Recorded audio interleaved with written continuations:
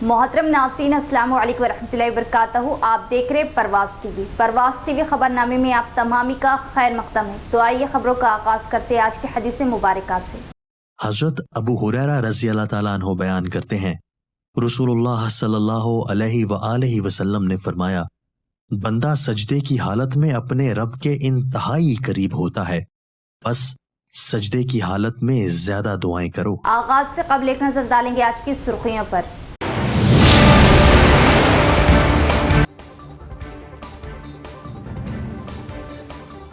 हुकूमत धान पर 500 रुपये फीकस बोनस दे, बीआरएस पार्टी हमेशा किसानों के साथ खड़ी है, साबिक दई एमएलए बाजरेड्डी गोवर्धन।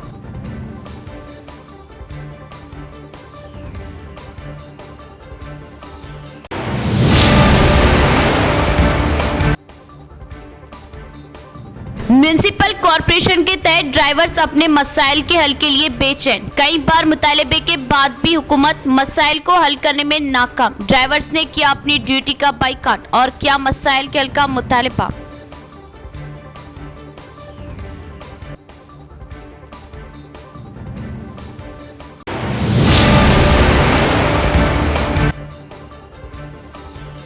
सीबीआई और ईडी अपोजिशन लीडरों को दबाने के लिए एमएलसी के कविता को गैर कानूनी मुकदमात में शामिल किया।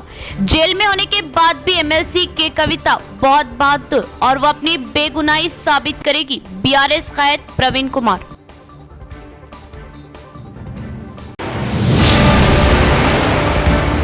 अब खबरें तफसील से। कांग्रेस हुकूमत अगर इंतखाबात में किए गए वादों को पूरा नहीं करेंगी तब बीआरएस हमेशा किसानों के साथ खड़ी रहेंगी और किसानों के साथ मिलकर आगे बढ़ेंगी।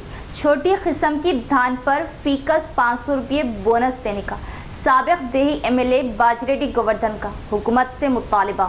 डिचपली मंडल मुस्तकर में वाक़ई मदर तेलंगाना मुजस्मे पर साबिक देही एमएलए बाजरेड्डी गोवर्धन की क़ियादत में एहतजाज मुनज़्ज़म किया। सबसे पहले उन्होंने किसानों के साथ मिलकर तेलंगाना माँ की मूर्ति पर फूल मालाएं चढ़ाए। बादशाह उन्होंने बीआरएस पार्टी की सफ़ों और किसानों के साथ धरना दिया। इस मौके पर साबिक एमएलए बाजरेड्डी गोवर्धन ने कांग्रेस हुकूमत पर इलेक्शन में किए गए वादों को नज़रअंदाज करने का इल्ज़ाम लगाया।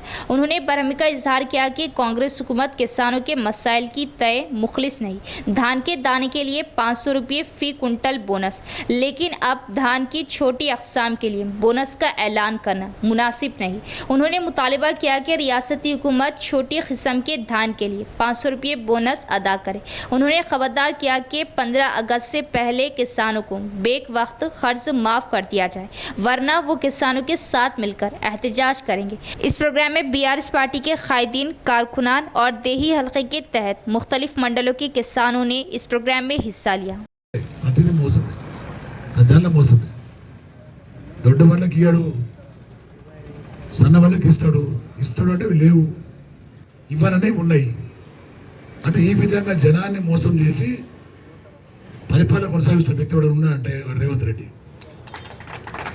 రేవంత్ రెడ్డి అనే దొంగ, నేను చెప్తున్నా మీకు, పచ్చి మోసగాడు.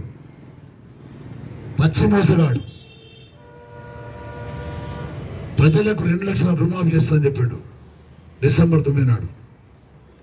డిసెంబర్ 9 అయిపోయింది, జనవరి 9 అయిపోయింది, ఫిబ్రవరి అయిపోయింది, మార్చి అయిపోయింది, ఏప్రిల్ అయిపోయింది, మే అయిపోయింది. దాదాపుగా 5 నెలలు అయిపోయింది, 6 నెలలు అయిపోయింది. 6 నెలల కాలంలో ఎలక్షన్లు అడిగితే ఏం చెప్పిండు? 15 ఆగస్టు ఇస్తా అంటాడు. 15 ఆగస్టు ఎలక్షన్ మొత్తం అయిపోతుంది, సర్పంచ్ అయిపోతుంది, జడ్పీటీసీ అయిపోతుంది, అన్నీ అయిపోతుంది. లాస్ట్ ఏమంటాడు? నాకు లేవు, పైసలు లేవని చెప్తాడు. అది కూడా ఏం చెప్తున్నాడు? రుణమాఫీ చేస్తా నేను, మన జిల్లాకు వస్తే ప్రజలు నమ్మరేమని చెప్పేసి బాసరా సరస్వతీదేవి సాక్షి అంటున్నాడు, యాదగిరిగుట్ట పోతే యాదగిరి నరసింహస్వామి సాక్షి అంటున్నాడు, చర్చాలు పోతే ధర్మపురి నరసింహస్వామి సాక్షి అంటున్నాడు, కొండగట్ట హనుమాన్ సాక్షి అంటున్నాడు. 64 ఎకరాలలో సన్నబియ్యం పండించింది. 2,64,000 ఎకరాలలో సన్నబియ్యం పండించారు. అది ఎక్కడ చూసింది ఎవరు? కేసీఆర్ గారు విమర్శించినప్పుడు. దొడ్డు బియ్యం పండించిందేమో 1,60,00,000 ఎకరాల్లో పండించారు దొడ్డు బియ్యం. ఇప్పుడు జగన్ చెప్పినట్టు 2,60,60,000 ఎకరాలలో సన్నబియ్యం సన్నబడ్డు పడితే దాదాపుగా 75% సన్నబడ్డు. ప్రైవేట్ వ్యాపారస్తులు రైస్ మిల్ అమ్ముకున్నారు, అమ్మేస్తున్నారు, దాని లెక్క దొరకదు. अगले 2 दिनों तक गर्ज चमक तेज हवाओं के साथ मूसलाधार बारिश का महकमा मौसमियात का इम्कान, अवाम एहतियात बरतें। हैदराबाद में महकमा मौसमियात ने इंकशाफ किया है कि इस बार जुनूब मगरिबी मानसून की रियासत में थोड़ी देर पहले पहुंचने का इम्कान है। महकमा ने कहा कि रियासत के कई अजला में सुबह से दोपहर तक और शाम के वक्त मूसलाधार बारिश का इम्कान है। हैदराबाद शहर और कई अजला में अगले 2 दिनों तक गर्ज चमक और तेज हवा चलने का इम्कान है, इसलिए दरख्तों के नीचे और बिजली के खंभों के करीब खड़े होने से गुरेज करें। हैदराबाद महकमा मौसमियात ने कहा कि जुनूब मगरिबी मानसून के इस माह की 19 तारीख को जज़ायर, अंडमान और निकोबार से टकराने का इम्कान है और अगर मौजूदा मौसमी हालात इसी तरह जारी रहे तो मानसून 1 जून को केरला के साहिल को उबूर करके हमारे रियासत में 5 और 6 जून को दाखिल होने का इम्कान है।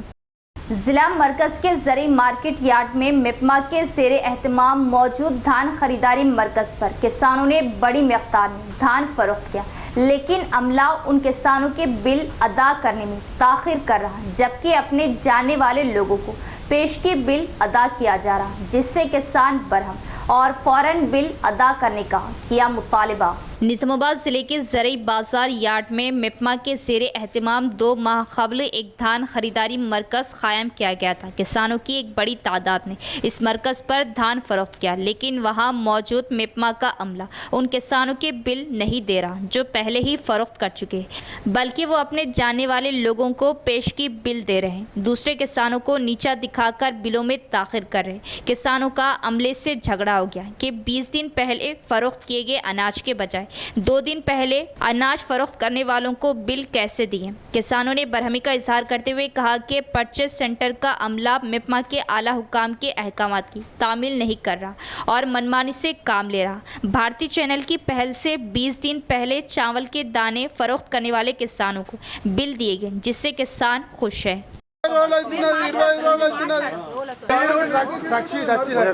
ఫోన్ చేయాలి మీరు చేసిరా ఇప్పుడు ఒక ఫోన్ చూపి అక్కడ ఒక నెంబర్ చూపి ప్రతి రోజు ప్రక్షీట్ వచ్చిందక్క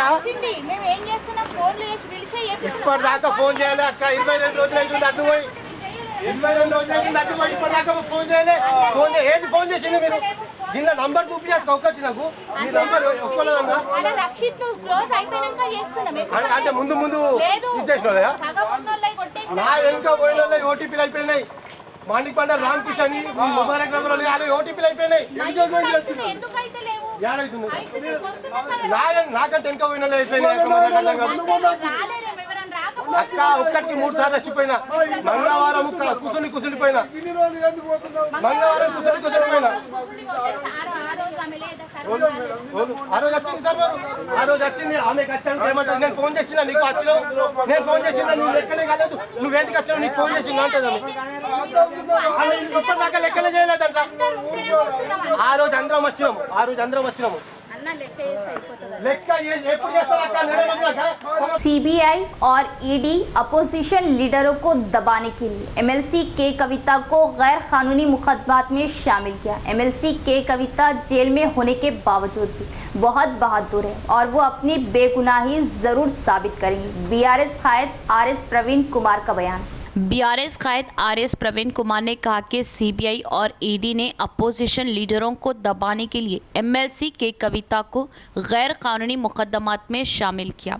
जुमा को प्रवीण कुमार ने साबिक एमएलए बी सुमन के साथ नई दिल्ली के तिहाड़ जेल में एमएलसी के कविता की नज़्म का दौरा किया और उन्होंने मीडिया से कहा कि हकीकत यह है कि सीबीआई ने वकील को कोई नोटिस दिए बगैर गिरफ्तार किया था और इससे पता चलता है कि मामलात कितने ख़राब थे। वो हुकूमतें रियासती महसूलात को बढ़ाने और इसमें मुलविस हर फर्द को मुजरिम बनाने के लिए पॉलिसियाँ कैसे बना सकती है, उन्होंने सवाल किया। मोदी ने किसानों के क़वानीन समेत कई पॉलिसियाँ लाई। उन्होंने इस बात से इनकार किया कि उन्हें किसके फ़ायदे के लिए लाया गया। प्रवीण कुमार ने कहा कि रिश्वत मांगने का कोई सबूत नहीं है। सीबीआई उन्हें इंसदाद बाउनवानी एक्ट के तहत कैसे गिरफ्तार करेगी। उन्होंने कहा कि ईडी उन लोगों पर इंतखाबी कर रही है जो एक तरह से बीजेपी में शामिल हुए और जो शामिल नहीं हुए उन पर दूसरा काम कर रही। उन्होंने इल्ज़ाम आयद किया कि बीजेपी अपोजिशन को खामोश करने के लिए सीबीआई और ईडी का इस्तेमाल कर रही है। आरएस प्रवीण कुमार ने कहा कि एमएलसी की कविता जेल में भी बहुत बहादुर है और उन्हें यकीन है कि वो अपनी बेगुनाही ज़रूर साबित करेगी। పైసా కూడా సీజ్ కాలే, మరి సీజ్ కానప్పుడు ఈఎంఎల్ఏ ఎట్లా అప్లై అవుతుంది? ఎక్కడ మనీ సిస్టంలోకి వచ్చింది? మూడు ఫేజెస్ ఉంటాయి. ఒకటేమో ప్లేస్మెంట్, రెండవదేమో ఇంటిగ్రేషన్, రెండవదేమో లేయరింగ్, మూడవది ఇంటిగ్రేషన్. ప్లేస్మెంట్ లేదు, లేయరింగ్ లేదు, ఇంటిగ్రేషన్ లేదు. ఈ మూడు లేనప్పుడు అసలు పిఎంఎల్ఏ ఎట్లా అప్లై అవుతుంది? మరి ఈడీ వాళ్ళకే తెలవాలి ఏ విధంగా సిబిఐ దీంట్లో అఫెన్స్ బుక్ చేస్తుంది. మరి section 7 of prevention of corruption act అన్నారు. మరి కల్వకుంట్ల కవిత గారు ఎమ్మెల్సీగా నాకు ఈ పని చేస్తే ఏదైనా కామన్ సెన్స్ ఉండేవాడు ఎవడైనా ఇన్వెస్టిగేటింగ్ ఆఫీసర్ ఫస్ట్ చూసేది ఒక పబ్లిక్ సర్వెంట్ నేరం చేసేటప్పుడు ఒక పని చేయాలనుకుంటే దానికి కొంత డబ్బు డిమాండ్ చేస్తారు. ఒక రేషన్ కార్డు ఇవ్వాలనుకుంటే ఆ రేషన్ కార్డు నీకు ఇవ్వాలనుకుంటే నువ్వు నాకు ఇంత మనీ ఇవ్వని డిమాండ్ చేస్తారు. ఇక్కడ ఒక పని ఒక అవసరం లేదు, రెండోది ఒక డిమాండ్ లేదు, ఒక లంచం డిమాండ్ చేసినట్టుగా లేదు. మరి ప్రివెన్షన్ ఆఫ్ కరప్షన్ యాక్ట్ ఎట్లా వస్తుంది? ఇందులో కేవలం బలవంతంగా బ్రూటల్గా కేంద్ర ప్రభుత్వం తన ఆధీనంలో ఉన్నది, అన్ని రాజ్యాంగ వ్యవస్థలు నా కంట్రోల్లో ఉన్నాయని నరేంద్ర మోడీ గారు ప్రతిపక్ష పార్టీలన్నీ గొంతు నొక్కడం కోసం దౌర్జన్యంగా PMLA prevention of corruption act ఇందులో యాడ్ చేసింది.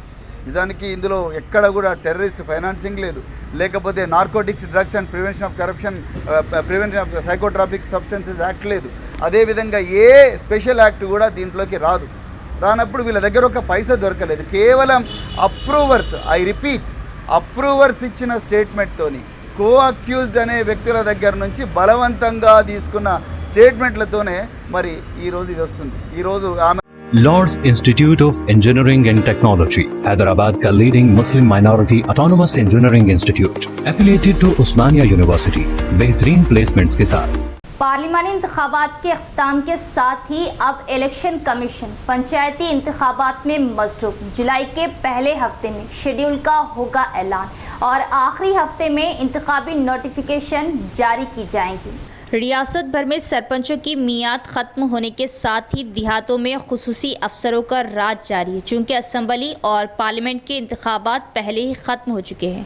इस सिलसिले में इलेक्शन कमीशन जून के पहले हफ्ते में वार्डों की तकसीम और दूसरे हफ्ते में सरपंचों की रिजर्वेशन का अमल शुरू करने का इम्कान है। शेड्यूल का ऐलान जुलाई के पहले हफ्ते में किया जाएगा और इंतखाबी नोटिफिकेशन आखिरी हफ्ते में जारी की जाएंगी।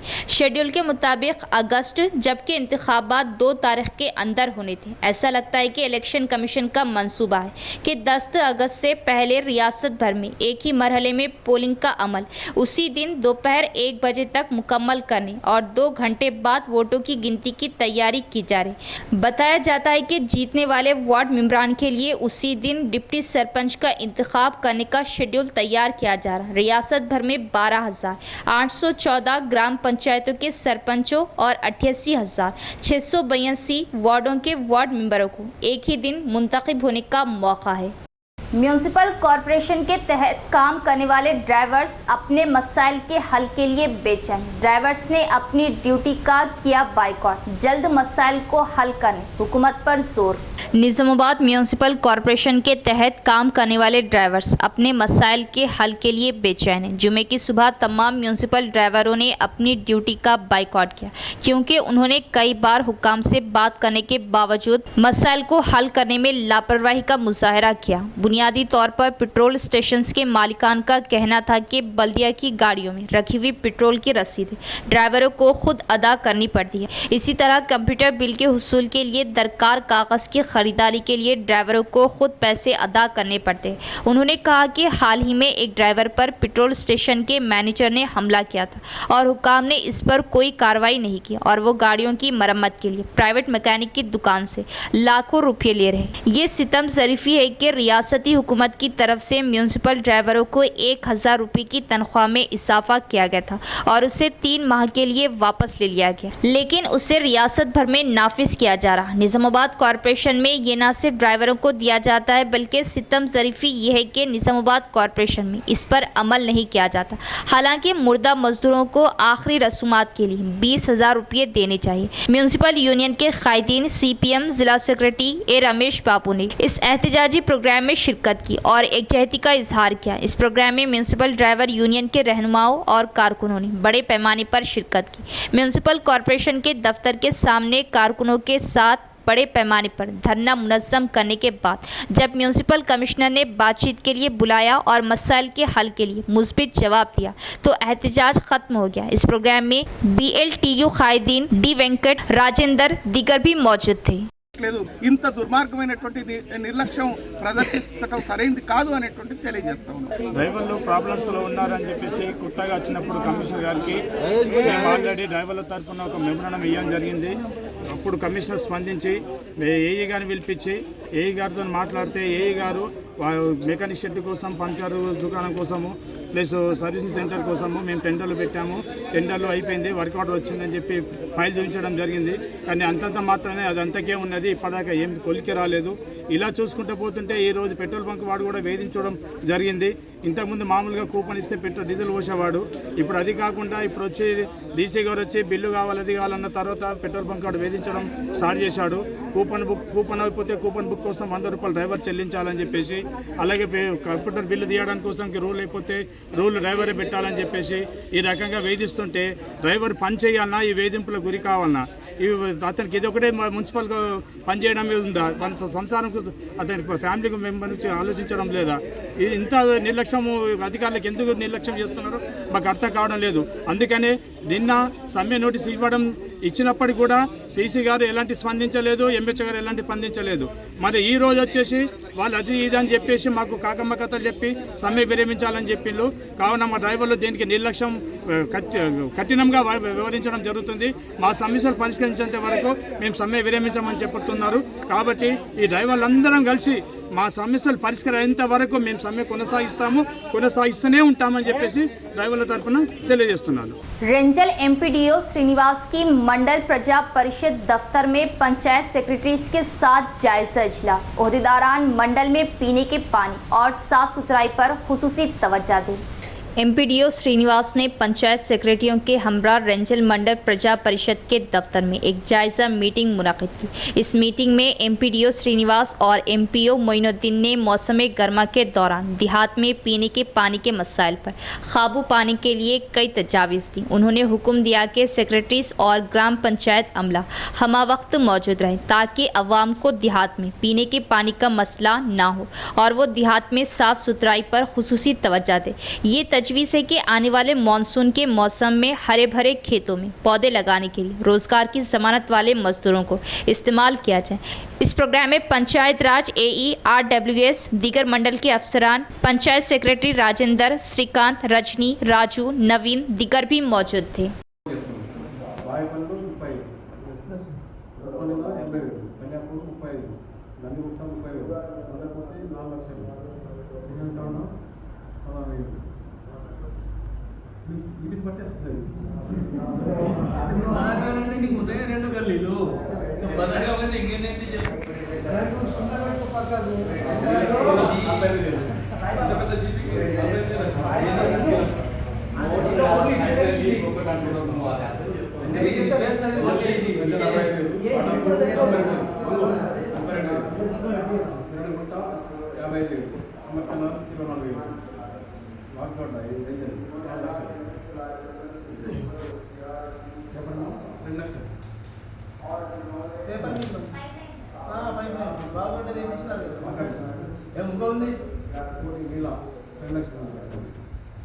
तेलंगाना यूनिवर्सिटी VC के तौर पर एक ईमानदार शख्स को मुकर्रर करें। साबिका हुकूमत ने यूनिवर्सिटियों पर तवज्जो दिए बगैर यूनिवर्सिटियों को तबाह कर दिया। PDSU जिला जनरल सेक्रेटरी J राजेश्वर का हुकूमत से मुतालिबा।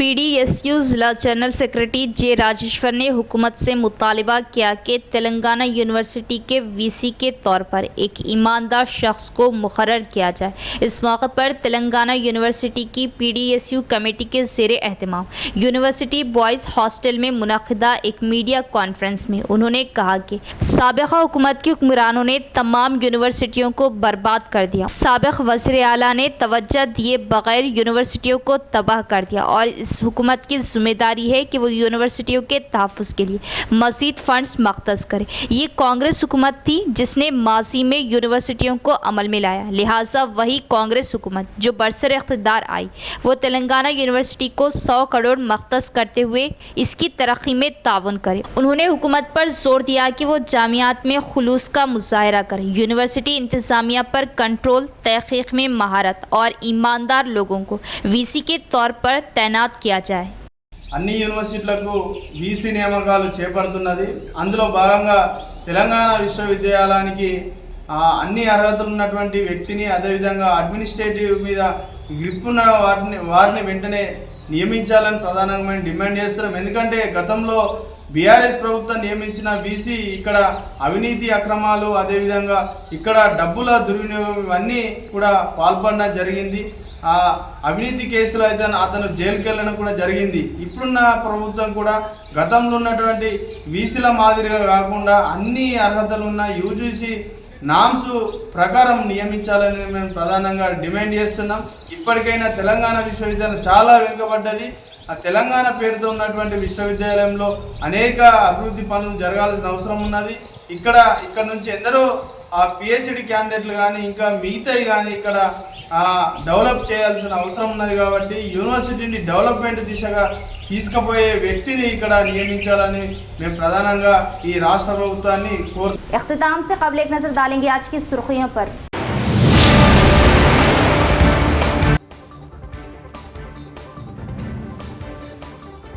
हुकूमत दान पर 500 रुपये फीकस बोनस दे, बीआरएस पार्टी हमेशा किसानों के साथ खड़ी है। साबिक दई एमएलए बाजरेड्डी गोवर्धन।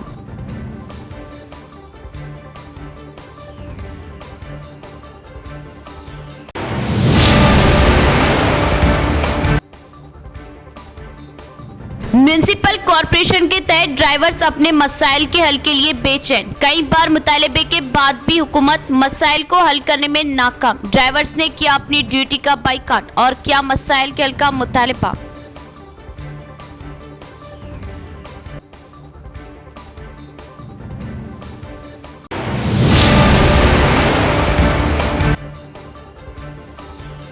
सीबीआई और ईडी अपोजिशन लीडरों को दबाने के लिए एमएलसी के कविता को गैर कानूनी मुकदमात में शामिल किया। जेल में होने के बाद भी एमएलसी के कविता बहुत बहादुर और वो अपनी बेगुनाही साबित करेगी। बीआरएस कायद प्रवीण कुमार।